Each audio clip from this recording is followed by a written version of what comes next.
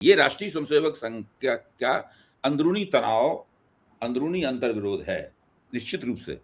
और उसमें देवेंद्र फडणवीस जो कि प्रधानमंत्री पद की महत्वाकांक्षा रखते हैं, जिनके बारे में कहा जाता है कि वो प्रधानमंत्री बनना चाहते हैं, ये सब भी बातें हैं। देखिए वहां पर एकनाथ शिंदे को भी बुलाया गया था और उनको दोनों को एक साथ बुलाया गया था। शिंदे गए नहीं थे, शिंदे गए नहीं थे, गए थे केवल ये।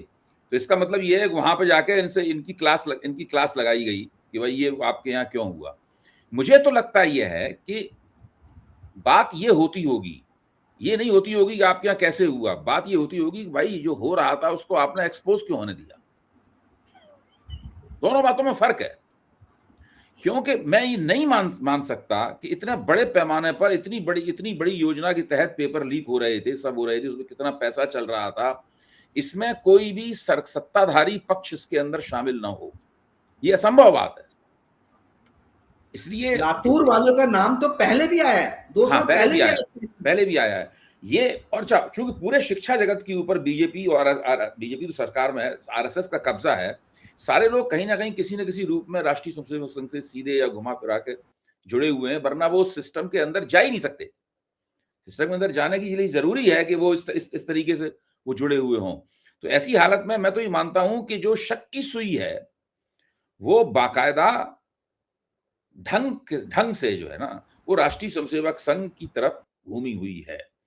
और संघ को डर ये है कि एक दिन जेनजी उनके खिलाफ मुड़ जाएगा, क्योंकि जेनजी को भी पता है कि ये शिक्षा व्यवस्था की जो दुर्गति है, इस दुर्गति करने के पीछे राष्ट्रीय स्वयंसेवक संघ मुख्य अपराधी है।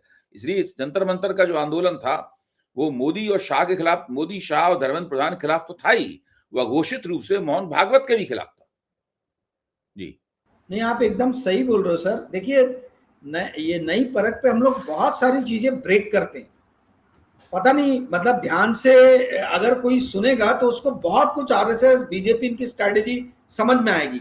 और आज आपने बहुत ही बढ़िया दिन जो है टॉपिक भी निकाला है, 9 अगस्त है, अगस्त क्रांति, एक करो या मरो की स्थिति वाली, जो महात्मा गांधी जी फाउंडिंग फादर ने कहा था। मैं ये कहता हूं कि कांग्रेस के लिए ये करो और मरो की स्थिति है।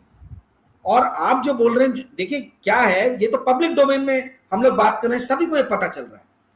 कांग्रेस के बड़े बड़े लीडरों से स्टेट के अंदर में मैंने ये देवेंद्र फडणवीस का जो एंगल है इस पे बात किया, बट किसी ने भी इसके अंदर में कोई बहुत ज्यादा दिलचस्पी दिखाई नहीं। ठीक है, क्यों नहीं दिखाई आई डोंट नो, पर कहने का अर्थ ये है कि ये बहुत बड़ा, आप कह लीजिए कि अंदरूनी संघर्ष जो है वो सामने आया और इनके हाथ से बाहर निकल गया। बहुत सारे लोग बोल रहे कि इन्होंने ये आंदोलन खड़ा किया, अगर इन्होंने भी आंदोलन खड़ा किया है तो इनके हाथ से बाहर निकल गया ये आंदोलन, और इसकी इन्होंने कभी भी परिकल्पना की नहीं थी, इनको कल्पना ही नहीं थी कि ये हो सकता है। कारण ये है, देखिए, और जो मोहन जी भागवत अभी आ रहे हैं या आरएसएस के दूसरे लोगों के आप जो वक्तव्य सुन रहे हैं वो उसी क्रोध का परिचायक है। क्योंकि आप व्यापम घोटाला देख लीजिए, अब वो व्यापम घोटाले में जो व्यक्ति का नाम था या जो कहा जाता मास्टरमाइंड था, आज वो व्यक्ति कहां बैठा हुआ है। मैं आपको एक छोटी सी जानकारी दे रहा हूं जो नहीं मालूम है किसी को, अगेन एक और खुलासा कर रहा हूं। जो जैसे ये जनजी का आंदोलन हुआ, 2 लोगों के नाम बहुत तेजी से उभरे कि ये मोदी के जो है ये विकल्प हो सकते हैं। उसमें एक नितिन गडकरी, सब जानते हैं, और उनके ऊपर में इथेनॉल E20 का जो है वो पूरी तरीके से मसला चल पड़ा। मैं ये नहीं बोल रहा कि नितिन गडकरी साफ और निष्पक्ष है, मैं पहले भी इसमें भी कई बार क्रिटिसाइज कर चुका हूं आपके प्लेटफॉर्म पे, परंतु ये ऑयल मिनिस्ट्री के अधीन था। नितिन गडकरी के ऊपर में पूरी गाज गिर रही है, इनकी विकेट कब गिरेगी मालूम नहीं, क्योंकि आरएसएस ने भी अपना किनारा कर लिया है। गडकरी जी जो है अब अकेले अपनी लड़ाई लड़ने के लिए तैयार है। परंतु दूसरा बड़ा लीडर जिसके ऊपर में कोई मीडिया का ध्यान नहीं गया, वो लीडर है शिवराज सिंह चौहान, जिसके खिलाफ इंक्वायरी चुपचाप मध्य प्रदेश में चालू हो गई है, आप लोग को जानकारी नहीं होगी। बिट्ठन मार्केट, जो कहना चाहिए कि अर्जुन सिंह जो कांग्रेस के कदावर लीडर थे, उनकी मां के नाम पे, शायद वाइफ के नाम पे, मां के नाम पे शायद वो मार्केट रखा गया। उस बिट्ठन मार्केट में शिवराज सिंह चौहान के बेटे को बहुत बड़ा भूखंड जो है वो आवंटित कर दिया जाता है। कब? जब शिवराज सिंह चौहान सीएम थे, उनको सीएम हटे हुए कितना दिन हो गया। और उस मामले का खोज, नकली पनीर अभी नागपुर में और बैतूल में, नागपुर के पास में, वहां मिली है, और उसके तार जोड़े जा रहे हैं शिवराज सिंह चौहान के बेटे ने जो फैक्ट्री चालू की है उससे। ठीक है, अभी तक कुछ प्रूव नहीं हुआ है, पर सांकेतिक रूप में एक्शन चालू हो गया है।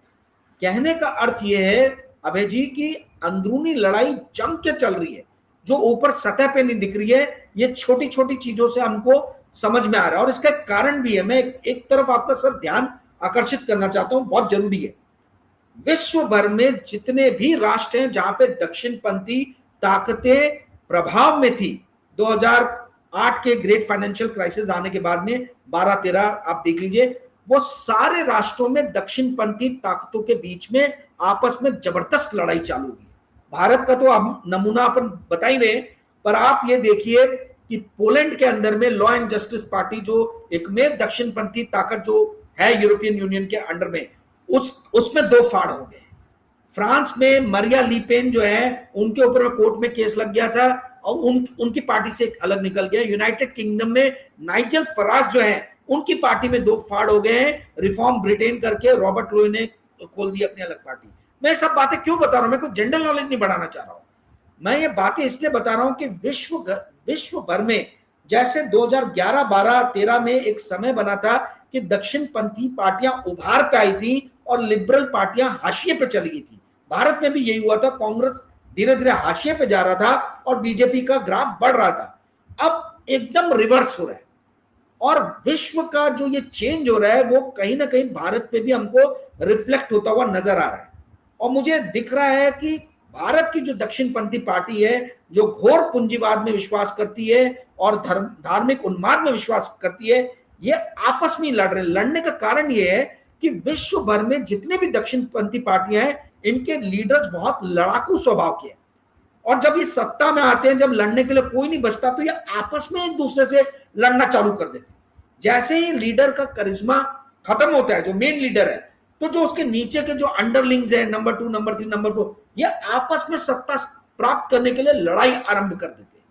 और ये विश्व भर में हो रहा है, भारत में भी उसका नजारा हो रहा है। नरेंद्र मोदी वृद्ध हो रहे हैं, और जितने नीचे number 2, number 3, number 4, number 5, what जितने भी नंबर्स हैं, ये सारे के सारे आपस में एक दूसरे को निपटाने में लगे हुए हैं, एक दूसरे को निपटाने में लगे हुए हैं, एक दूसरे को निपटाने में लगे हुए हैं। और वो हमको दिख रहा है अलग अलग जगहों पे, जिस तरीके से पुलिस केस हो रहे हैं। पहले मोहन यादव के ऊपर में वहां तमाम तरीके की मीडिया में खबरें आई। हमें शिवराज सिंह चौहान पे आरोप लग रहा है कि वो मोहन यादव के खिलाफ जो जमीन वाला मामला है, वो इन्हीं को उचकाया हुआ है। हाँ, तो अब उनके बेटे पे केस हो गया, अब व्यापम खुलेगा धीरे धीरे। अभी कहने का अर्थ ये है कि देखिए, जब इनके पास में लड़ने के लिए कोई बचता नहीं है, तो ये आपस में लड़ना शुरू कर देते हैं। मैंने 2-3 दिन पहले अपने चैनल पे वीडियो इसी चीज पे बनाया था। कोई पार्टी सत्ता में रहती है राजीव जी, ये तो आप जो कह रहे हैं वो तो सही बात है ही। दूसरा पहलू उसका ये भी है कि लंबे अरसे तक जो पार्टी सत्ता में रहती है, और जब उसका नेतृत्व बढ़ाने लगता है और उसके नेतृत्व के विकल्प की खोज शुरू हो जाती है, उस वक्त दूसरे, तीसरे, चौथे नंबर के लोग, महत्वाकांक्षी लोग जो हैं, वो एक दूसरे को निपटाने में जुट जाते हैं। उन्हें लगता है कि हम अपने प्रतिद्वंदी को निपटा देंगे तो फिर हमारा ही हमारा नाम है।